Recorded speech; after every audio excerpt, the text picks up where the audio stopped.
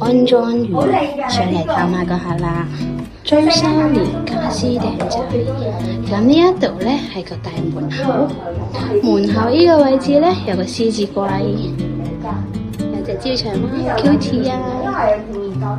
咁然之後咧呢個位置有個木板間房嘅，用嘅係 PD 門，上邊係氣窗。咁呢個 PD 門咧個 colour 都幾清，幾夏天 feel 啊！之後咧入到嚟呢度係個裝4隻床頭板，之後咧有個床尾嘅衣櫃間翻間房。咁呢個床尾嘅衣櫃，之後咧去到呢一度有張 sofa 前面係電視櫃。咁呢啲全部都係木板間房嚟嘅。之後咧上邊我哋用到灰茶波。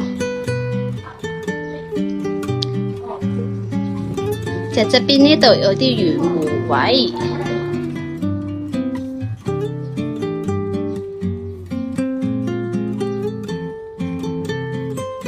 咁呢邊就係梳化啦。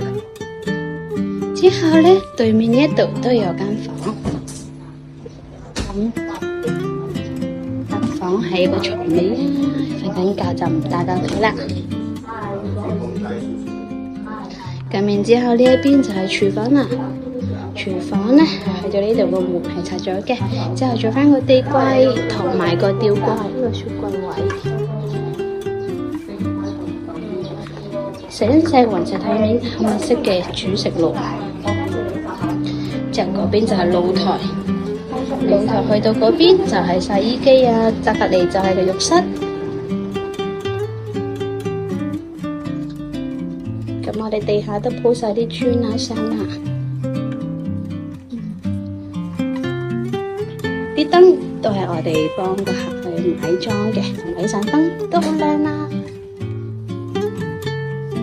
之後仲有呢盞燈，呢個單位就係拎包入住啦，全部都係我哋去 design嘅。